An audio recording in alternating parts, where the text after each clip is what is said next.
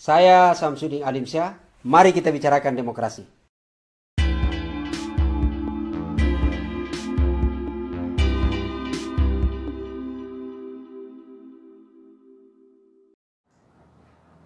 Teman-teman sekalian, Assalamualaikum warahmatullahi wabarakatuh.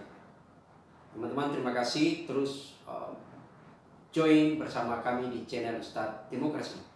Edisi kita kali ini akan membahas berkaitan dengan perilaku pejabat kita di tengah pandemi yang ternyata masih senang berpoya-poya. Bahkan kita lihat seolah-olah tidak ada sensitivitas di tengah krisis, di tengah masyarakat kita yang kita tahu bahwa sedang megap-megap dari sisi ekonomi. Teman-teman sekalian, sekedar gambaran saja bahwa sebenarnya dari sisi keuangan negara kita memang sekarang ini tidak baik-baik amat, gitu ya. Tidak sehat-sehat seperti yang lalu-lalu. Bahkan teman-teman sekalian, kalau kita tahu semua bahwa dari APBN yang ada sekarang ini itu adalah angkanya 2.700 triliun. Itu adalah APBN kita, ya, sekitar 2.700 triliun lebih, gitu ya. Tapi kemudian kalau dicek ternyata pendapatan kita, asumsi pendapatan hanya berada pada angka kisaran sampai 1.900 triliun, gitu ya. Kalau kita lihat berarti itu ada gap antara 800 sampai 900 triliun. Kita punya defisit yang sungguh sangat luar biasa, gitu ya, karena mencapai pada angka posisi sampai 5,7%. Jauh sekali melampaui batas ambang batas sebenarnya yang diatur dalam Undang-Undang Keuangan, itu hanya 3%. Hanya saja kemudian memang kita tahu bahwa ada Perpu yang terbit nomor 1 tahun 2020 yang memberikan pelonggaran disebut pelebaran defisit, gitu ya, karena alasan pandemi, karena alasan COVID, di mana kita tahu semua bahwa COVID ini memporak-porandakan pertumbuhan ekonomi kita sampai kemudian hampir tidak bisa terkendali, gitu ya. Itu dalam satu sisi. Yang lain juga adalah memang selain memang karena pertumbuhan ekonomi kita anjlok, gitu ya, pendapatan begitu sangat seret, gitu, kondisi keuangan juga memang ternyata sebenarnya teman-teman sekalian, kalau kita lihat keuangan negara kita sekarang ini memang justru utang negara kita sekarang ini berada pada posisi angka yang cukup mengerikan. Kalau kita cek dari berbagai sumber ternyata, dan di channel ini pernah bahas, gitu ya, itu ternyata adalah kita sudah berada pada posisi angka 6.545 triliun. Saya ulangi, 6.545 triliun itu adalah utang negara. Jadi belum termasuk ada utang BUMN, gitu ya, ada utang swasta. Jadi itu belum termasuk. Ini adalah murni utang negara kita itu berada pada angka 6.545 triliun, gitu. Jauh sekali, bahkan meningkat tajam dari utang sebelumnya di pada saat zaman Pak SBY kita hanya berada pada angka 2.700. Jadi kita lihat memang sejak pergerakan itu, sejak pasca Pak SBY terjadi pergerakan bukan hanya karena pandemi, gitu ya. Kita lihat, tapi kan memang juga adalah ada sesuatu yang problem di negara kita, gitu. Itu kita lihat. Sebenarnya ada berbagai kebijakan yang dilakukan oleh pemerintah, gitu ya. Yaitu adalah pernah, kalau teman-teman semua masih ingat, ada tes amnesti pada saat itu di tahun 2015. Harapannya dengan teks amnesti ini bisa menambah kemudian bagaimana bisa menggerakkan untuk dana itu untuk menggerakkan pertumbuhan ekonomi, dan kemudian bisa setidaknya menjadi bagian yang bisa kembali mengembalikan survive negara kita, gitu ya. Dan sekarang, tapi apa yang terjadi ternyata teks amnesti kita juga ternyata atau pengampunan terhadap pajak kita ternyata tidak juga bisa memberikan kontribusi yang maksimal, gitu ya. Itu yang kita lihat pada posisi sebenarnya negara kita sekarang ini. Dan tambah diperparah lagi justru, jadi selain ada banyak utang yang negara kita, gitu ya, diperparah justru kondisi sekarang ini adalah karena masa pandemi yang kita tahu semua menjadi porak-poranda, gitu ya. Setidaknya laporan Badan Statistik sebenarnya teman-teman sekalian, kalau kita membaca, gitu ya, kalau kita baca data statistik, angka pengangguran kita, angka kemiskinan kita justru melonjak cukup tinggi, naik menjadi 10% lebih. Atau setidak-tidaknya kalau kita cek misalnya di tahun 2019 angka kemiskinan kita hanya berada pada angka 26 juta lebih penduduk, gitu ya. Yang angka kemiskinan kita mencapai pada angka sekian, gitu ya. Ternyata sekarang ini justru naik bertambah pada angka menjadi 27 juta lebih, gitu ya. Atau dia bertambah pada angka 1 juta lebih penduduk yang masuk dalam daftar kemiskinan, gitu. Jadi saya kira teman-teman sekalian, ini agak memang sebenarnya adalah Dan bukan hanya Indonesia. Kalau kita bicara kemiskinan, dampak dari pandemi itu bukan hanya Indonesia. Hampir seluruh negara itu sebenarnya kena imbas karena pandemi ini memporak-porandakan seluruh rongga, seluruh sektor ekonomi kita. Dan di channel ini pernah kita bahas bahwa bagaimana UMKM yang dulu ketika krisis 98 justru mereka berjaya gitu ya. Sekarang ini justru krisis hampir kalau di Jawa, terutama di Bogor gitu ya. Di Bogor tempat kami tinggal justru beberapa UMKM mendeklarasikan diri mengangkat bendera gitu ya. Benderanya bukan merah putih, tapi seperti yang kami pernah bahas di sini adalah benderanya adalah kain putih. Itu artinya menyerah dengan kebijakan pemerintah sekarang ini dianggap tidak begitu berpihak kepada mereka karena PPKM itu justru semakin membuat terjepit oleh UMKM gitu ya. Tapi apapun namanya, apapun risikonya, itu adalah sebuah kebijakan untuk dalam konteks bagaimana kemudian pemerintah bisa melindungi, memproteksi warga untuk kemudian bisa terhindar dari wabah virus COVID atau yang kita kenal COVID-19 atau 19 gitu ya. Itu yang kita lihat. Hanya saja kemudian teman-teman sekalian, yang seperti yang kita akan bahas di channel ini, di edisi kali ini adalah berkaitan dengan perilaku pejabat. Jadi idealnya sebenarnya publik tidak pernah terlalu banyak risau ketika dalam kondisi ekonomi ini kita semua menghadapi dengan secara bersama-sama dalam seluruh fungsi kapasitas kita yang berkontribusi menjaga negara kita. Terutama bagi orang-orang atau pejabat kita yang selama ini mendapat mandat dari rakyat untuk kemudian bagaimana mengelola negara ini secara baik. Dalam konteks itu maka saya mengistilahkan selalu rakyat untuk berharap ada patron gitu ya. Tidak kemudian banyak berceramah keluar, banyak kemudian memberikan himbauan kepada publik untuk bagaimana menjaga jarak, bagaimana kemudian melakukan efisiensi dan macam-macam. Tapi faktanya dalam berbagai kebijakan yang berkaitan dengan dirinya itu justru memperlihatkan perilaku yang jauh sekali, sangat memberiskan, bahkan tidak memperlihatkan rasa empati kepada publik.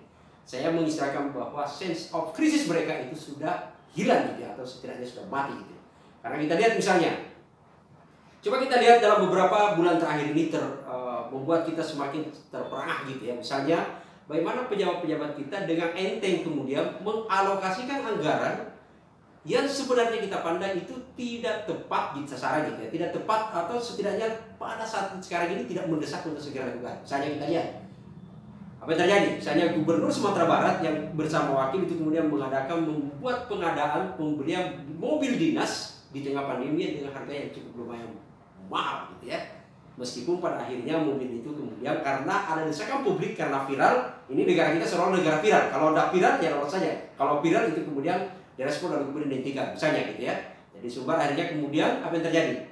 Mobil mewah itu akhirnya kemudian ya kita tidak tahu juga pelaporannya sekarang seperti apa nanti gitu ya, karena mobil itu akhirnya setelah dikritik akhirnya diserahkan kepada Satgas Covid. Meskipun kita tahu juga siapa Satgas Covid itu gitu ya.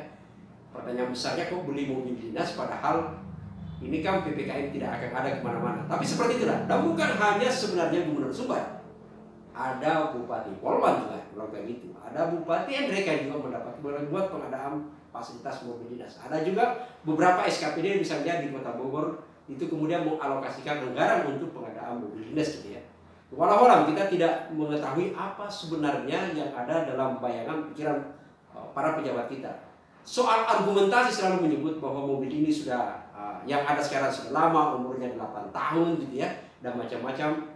Tidak ada masalah seperti itu, tapi persoalannya adalah sekarang ini apa mendesak atau tidak gitu ya. Karena kita tahu bahwa sebenarnya adalah bukankah kebijakan sekarang ini tidak terlalu banyak untuk kemudian mobilitas ke sana kemari gitu. Tapi ya walau itulah kondisi perilaku pejabat kita sekarang gitu ya. Ini yang harus kita lihat. Yang lebih miris juga sebenarnya adalah selain seperti jadi bukan hanya di situ gitu ya. Tapi ternyata ada yang lebih miris yang kita akan agak ini karena minggu sekarang ini dalam sepekan terakhir ini kembali kita kemudian justru dihebohkan juga dan agak ini. Jadi persoalannya satu belum selesai muncul lagi ternyata gitu ya. Jadi kita ingat minggu kemarin selain pengadaan mobil bagi pejabat gitu ya, kemudian pengadaan laptop di anggota DPR atau isoman di hotel gitu ya. Ternyata sekarang ini lebih parah lagi karena kemudian ada proses renovasi ruangan kerja dan ruangan rapat Menteri Pendidikan gitu ya. Menteri Pendidikan Pak Nadiem Makarim itu yang kemudian dialokasikan anggaran sampai 5 miliar lebih. Kalau angka pagunya sebenarnya berada pada angka 6,5 miliar. Dan kemudian dibuka untuk tender, HPS-nya mencapai pada angka 5,3 miliar. Bayangin gitu ya, untuk renovasi ruang kerja, dan ruang rapat katanya. Yang menarik adalah karena hanya disebut argumentasinya karena ada perluasan yang penggabungan Kementerian Ristek dan Pendidikan yang kemarin gitu ya. Ini walau-walau seolah-olah karena penggabungan maka kemudian ini butuh ruang kerja yang berubah gitu. Ini ya seperti itulah konteks gitu ya yang kita lihat bahwa pejabat kita sekarang ini seperti apa. Padahal teman-teman sekalian, saya ingin memberikan penjelasan khusus berkaitan dengan di konteks pendidikan karena ini adalah renovasi atau perbaikan terhadap ruangan kerja gitu ya, ruang kerja bagi Menteri Pendidikan. Ya, saya paham betul gitu ya, karena saya terlibat langsung dalam hal untuk mengadvokasi perbaikan sekolah rusak atau sekolah aman dan nyaman bagi anak-anak di Kabupaten Bogor. Dan kita tahu satu kabupaten saja ada ribuan sekolah yang rusak parah. Data sebenarnya, data dari kementerian sendiri ada 200-an lebih gitu ya, ada 200-an lebih sekolah yang ini kalau saya kalau supaya tidak ini. Itu sebenarnya kalau kita teman-teman sekalian untuk kemudian mengutak-atik angka berapa sih sekolah sebenarnya yang rusak. Kita bicara infrastruktur ya gitu ya. Kalau ternyata sebenarnya adalah kita lihat bahwa angka yang sekolah rusak saja di Indonesia ini ternyata pada posisi angka rusak hanya 19% sebenarnya sekolah kita berada pada kualifikasi yang memenuhi standar. Selebihnya adalah sudah rusak. Rusak parah itu sudah berada pada angka 336 ruang kelas yang rusak.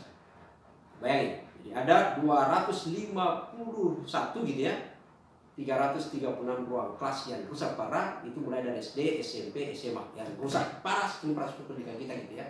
Tapi justru yang ironi ini adalah ruang kelas yang terdata di Dapodik.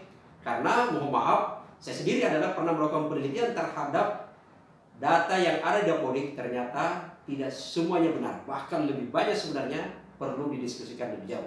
Ada banyak sekolah-sekolah yang kami temukan dinyatakan Dapodik adalah kondisinya baik, tapi ternyata sekolah itu sudah hampir nyaris rubuh. Salah satunya adalah saya pernah kita bahas gitu ya. Ada namanya sekolah Ciapus gitu ya. Ada Ciapus itu yang sekarang ini sudah di-merger gitu ya. Itu kemudian kami mengadvokasi sekolah itu dalam Dapodik dinyatakan kondisinya sangat baik. Kondisinya baik gitu ya. Tapi faktanya adalah sudah ada 4 tahun 3 ruang kelas itu sudah tidak bisa dipakai karena nyaris ambruk gitu dan sangat membahayakan keselamatan anak. Untung saja ada hikmah di balik pandemi karena kemudian anak-anak sekolah belajarnya di rumah sehingga itu kemudian sekolah kosong dan akhirnya kemudian tidak terpakai.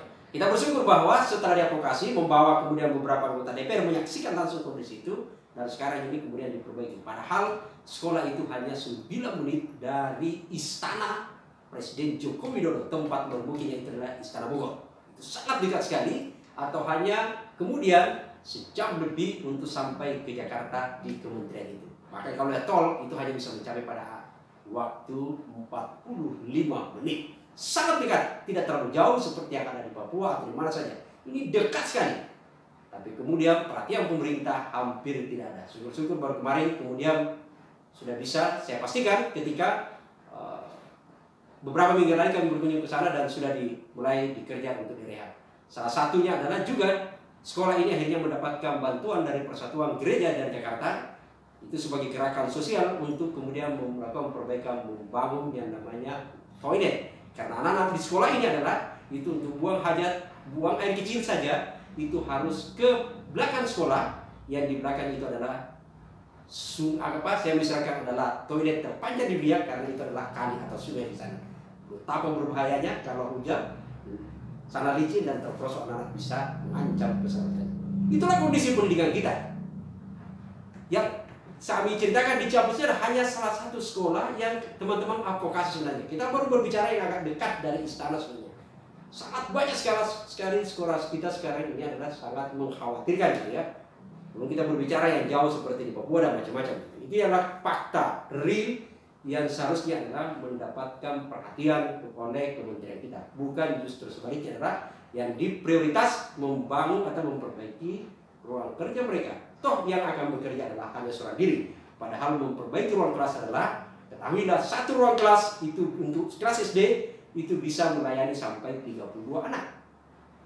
Dan siapa yang membayangkan adalah kalau sebenarnya anak itu belajar dengan baik, ketahuilah bahwa pendidikan itu adalah sebenarnya sekolah laboratorium untuk mencetak generasi. Saya kemudian pernah membuat statement yang memang agak tegas gitu, bahwa seorang pemimpin kalau betul-betul atau siapapun dia, kalau Anda cinta NKRI, cinta negara, maka sesungguhnya adalah Anda harus membuktikannya untuk menyatakan peduli kepada pendidikan. Karena pendidikan ini adalah aset jangka panjang, aset negara yang akan melahirkan pemimpin atau melahirkan generasi yang kuat, generasi yang tangguh gitu ya. Generasi yang betul-betul kita bisa yakini bahwa generasi itu bisa menjaga, melanjutkan bangsa kita.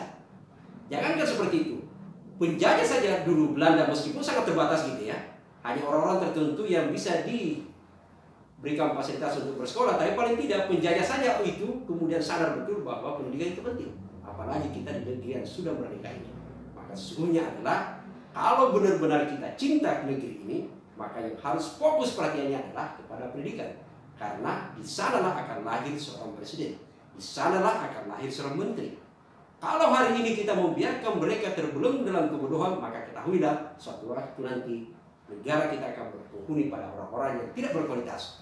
Dan itu artinya bahwa komitmen kita pada saat sekarang ini sesungguhnya dipertanyakan untuk kemudian apakah kita menginginkan negara kita tetap berlanjut atau tidak. Karena disinilah melahirkan generasi. Inilah yang kemudian sebenarnya adalah kita harus tegas bahwa para pejabat itu, para pejabat siapapun dia gitu ya, terutama di Kementerian Pendidikan sebenarnya harusnya memperlihatkan perilaku nilai-nilai gitu ya, rasa empati kepada penerima manfaat, kepada masyarakat kita, kepada anak-anak, bahwa sesungguhnya adalah yang paling didahulukan penerima manfaat itu adalah kepada pendidikan, kepada anak-anak bangsa kita. Bukan kemudian sebaliknya, justru yang banyak mendapatkan perhatian perbaikan adalah justru di fasilitas kantor, bukan di sekolah gitu ya. Itu menjadi terbalik karena di kantor itu sebenarnya adalah hanya mengurus. Bukan kita tidak alergi, bukan kita anti terhadap adanya kantor, tapi di kantor itu adalah hanya pelayanan administrasi. Tapi substansi untuk mendapatkan bagaimana mengajar, melahirkan generasi yang kuat itu adalah ada di sekolah. Dan mereka lah yang akan nanti melanjutkan generasi ini dan menjadi mereka yang akan melayani kita. Kalau kemudian ternyata mereka mendapatkan pendidikan yang tidak berkualitas, suatu waktu nanti akan menjadi pemimpin, dan ketahuilah mereka akan memberikan pelayanan kepada kita semua sebagai pelayanan yang